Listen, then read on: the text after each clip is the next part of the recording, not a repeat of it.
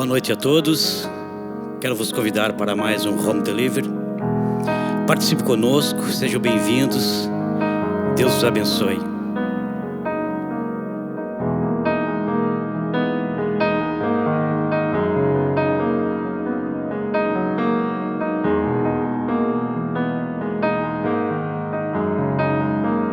Quem é este que vem nos abraçando? Quem é este que vem nos constrangendo com o olhar? Ele é tão sábio, ensina em amor. Ele é tão manso, cuida dos corações. Quem é este que vem nos abraçando? Quem é esse que vem nos constrangendo com o olhar? Ele é tão sábio, ensina em amor. Ele é tão manso, cuida dos corações. Ele entrou em casa, ele está na mesa. Ele nos observa, sabe que o esperamos. E ao partir o pão, os nossos olhos se abrem. Reconhecemos quem tu és. E ao som da tua voz, os nossos corações queimam de amor.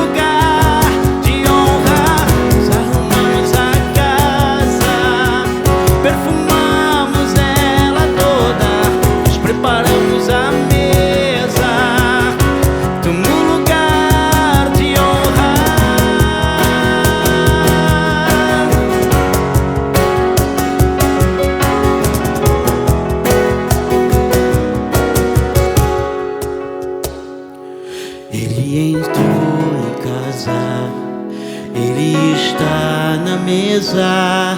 Ele nos observa, sabe que o esperamos. E ao partir o pão, os nossos olhos se abrem. Reconhecemos quem tu és. E ao som da tua voz, os nossos corações queimam de amor, queimam de amor. E ao partir o pão, os nossos olhos se abrem. Reconhecemos quem tu és. E ao som da tua voz, os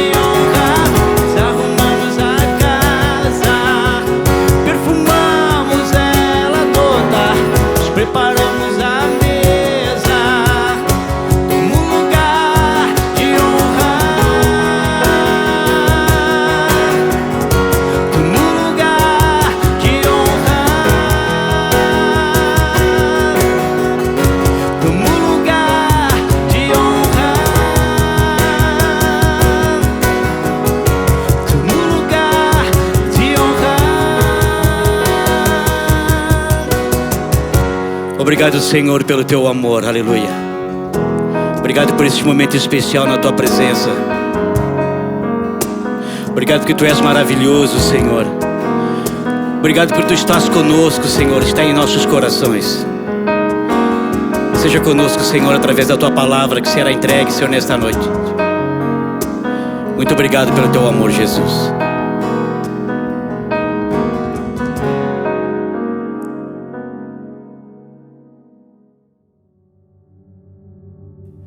Boa noite. Muito obrigado desde já pela oportunidade de poder partilhar algo da parte de Deus nesta noite. Eu primeiro agradecer também ao pastor Nuno pela oportunidade que me deu de partilhar algo que Deus pôs no meu coração. O meu nome é Benjamin Barros, sou casado com a Joana e estamos a congregar na CLX de Coruche. Então, um tema que nós, eu e a Joana, temos trabalhado muito como casal é o tema de haver um tempo para cada coisa. E em Eclesiastes 3:1 diz que tudo tem o seu tempo determinado e há um tempo para todo o propósito debaixo do céu. Esta passagem é muito clara, okay? Deus sabe tudo aquilo que vai acontecer desde o início ao fim e está a dizer há um tempo para cada coisa. Mas ao ouvir um pastor da Casa da Cidade, ele trabalhava este tema e ele partilhava outra perspectiva que é há um tempo para as coisas acontecerem e há um tempo para as coisas não acontecerem. Ou seja, há um tempo de fruto e há um tempo de não fruto. E isto veio-me abrir a perspectiva sobre este versículo de Eclesiastes. E começando com uma ilustração que o pastor Nuno costumava pelo menos mostrar, era sobre um pai que cada vez que ia fazer a barba levava o seu filho. O filho queria também sempre imitá-lo e cada vez que eles preparavam os materiais faziam-nos juntos. Cada vez que o pai molhava a cara com água quente, o filho imitava também. Punham a espuma também os dois, mas chegava a parte de passar a lâmina e o filho não o podia fazer. O pai não o deixava. Porquê? Porque a lâmina é uma coisa má? Não. Simplesmente não é o tempo da criança passar uma lâmina pela cara, porque vai fazer muito mais dano do que proveito. Enquanto que é o tempo do pai fazer a barba, e isso faz sentido, não é o tempo do filho fazer a barba, porque terá muito mais sofrimento. Então eu escrevi, existem coisas boas que, quando usadas no tempo errado, tornam-se muito más. Um outro exemplo, se queremos pensar assim, temos, por exemplo, quando estamos a namorar e quando estamos casados. Há um tempo de ter relações sexuais, que é no casamento, e há um tempo para não ter, que é todo um período antes. E é claro isto, há um tempo para ter e há um tempo para não ter. E a nossa vida é feita deste tipo de estações, deste tipo de fases da nossa vida. E a própria sociedade foi construída nesta base. Quando somos crianças, quando somos crianças e adolescentes, temos a tarefa de nos desenvolvermos, seja cognitivamente, seja emocionalmente, seja com aprendizagem na escola, com a própria família, estabelecer bases, que é muito importante, mas é uma fase em que nós estamos a desenvolver-nos a nós próprios. Não é uma fase de, por exemplo, uma criança de 15 anos ter um filho. Porquê? Porque não é o período da vida adequado, ele não vai saber tomar conta do filho. E sabendo identificar esta fase, a pessoa vai perceber mais ou menos onde é que tem que agir. Podemos pôr também os jovens e os jovens adultos começam a ter responsabilidades, começam a arranjar um trabalho, a arranjar um namoro, a servir ministérios na igreja, e todas essas responsabilidades começam a crescer e é natural que a pessoa comece a ter. Quando somos adultos já temos uma família, uma carreira, já desenvolvemos ministério, criamos ministérios, construímos uma casa, quem sabe, e depois temos a fase da reforma, em que a pessoa descansa, a pessoa já desfruta daquele trabalho que teve. É uma fase de puramente apreciar aquilo que a vida lhe deu. E mesmo dentro de cada uma destas fases, existem diferentes nuances que fazem com que mesmo que eu tenha a mesma idade que outra pessoa, vou estar em fases diferentes da vida. E essas nuances são naturais, ok? Apesar de estarmos em fases diferentes, temos a mesma idade, é algo natural. E assim surge o meu primeiro ponto, que é: reconhece a estação onde estás. Então, reconhecer a estação onde eu estou pressupõe saber olhar para as situações à minha volta. Existem muitos sinais que mostram em que fase da vida é que tu estás. Pode ser de uma forma muito direta, Deus a falar: eu quero que tu trabalhes nisto, eu quero que tu dediques isto, seja através de pregações, através da palavra, através também da multidão de conselheiros. Se pensarmos na ilustração que eu falei há bocadinho, o pai, podemos ver como uma multidão de conselheiros, o pai diz-lhe: isto não é o tempo para tu passares uma lâmina pela cara. E foi o facto deste pai aconselhar que fez com que ele não sofresse com a passagem de uma lâmina. Também há outras fases em que vamos ter mais exigências financeiras, e se calhar é uma fase para nós dedicarmos a trabalhar, poder sustentar uma família, sustentar as nossas responsabilidades. Depois há uma fase também de exigências familiares. Se o nosso casamento precisa de mais tempo, precisa de mais dedicação, os nossos filhos, se calhar estamos a dar menos tempo, e é uma fase de poder desenvolver o relacionamento com eles, ou simplesmente porque aparece um filho, e naturalmente vou ter que dedicar mais tempo para ele. E se vou ter que dedicar mais tempo a uma criança, vou ter que sacrificar outras coisas. Há um tempo para dedicar tempo à família, e há outra estação da vida em que não vou dedicar esse tempo, que é quando nós somos mais crescidos, por exemplo. Outros exemplos temos quando estamos num esgotamento muito grande. Precisamos de parar, precisamos de descansar. Esses tempos normalmente vêm quando já estamos cansados de alguma coisa, e é uma fase em que tu tens que parar, descansar em Deus, e descansar também fisicamente, emocionalmente também. Muitas vezes passamos por fases em que esgotam, e essa fase pode ser de parar. Também, quando já não estás a crescer espiritualmente, precisas de avaliar essa situação, e quando tu reconheces essa fase da tua vida que não estás a passar bem, precisas te envolver mais com Deus e com a tua comunidade, de uma forma muito mais intencional. Todas estas responsabilidades são gerais na nossa vida, mas há momentos em que temos de dedicar mais a um do que ao outro. Então, para poder responder a estas necessidades, reconheces em cada etapa, precisas estar preparado, o que me leva ao meu segundo ponto, que é: equipa-te para qualquer estação da tua vida. Prepara uma mala com ferramentas. Às vezes podes sentir perdido naquilo que Deus quer que faças, e nesse momento ser proativo. Em Provérbios 6, do 6 ao 8, vou passar a ler, diz: observa a formiga preguiçosa, reflita nos caminhos dela e seja sábio. Ela não tem nem chefe, nem supervisor, nem governante, e ainda assim armazena as suas provisões no verão, e na época da colheita ajunta o seu alimento. A proatividade de uma formiga é bastante admirada, e por isso é que é referida aqui em Provérbios. Ela, em tempos de verão, recolhe mantimentos que depois no inverno vai precisar, okay? Porque há uma fase de colher e há uma fase de plantar, ou de ir buscar, ou recolher, armazenar. E na nossa vida, nós devemos ter uma mala de ferramentas que possam responder às necessidades que vamos ter ao longo da nossa vida. Por exemplo, trabalhar as tuas capacidades de comunicação, de serviço, amabilidade, quem sabe estudar academicamente ou profissionalmente também na área de interesse, estudar a Bíblia de uma forma muito mais intensa e intencional, etc. Existem centenas de competências que podemos desenvolver e que farão com que nós estejamos prontos para responder a qualquer fase da nossa vida. Porque se desenvolveste estas capacidades, estarás apto para reagir a diversas situações. Por exemplo, se tu estiveres mal, a tua comunidade estará contigo de uma forma muito mais presente, porque tu desenvolveste este relacionamento, esta interdependência com a tua comunidade. Se quiseres um emprego, te peças estudos e tu gostas muito dessa área, se tiveres um diploma, tu poderás exercer, okay? Porque tu te preparaste para isto. Então, se estiveres numa fase de frutos, saberás compartilhar também e ser bênção noutros que estão numa fase de trabalho. Por isso, escrevi assim: tendo a mala feita, mais rapidamente poderás reagir consoante a estação da tua vida. Okay? Assim, estando pronto para qualquer situação e sabendo reconhecer a fase da tua vida, agora tens que agir. Que é o meu terceiro ponto.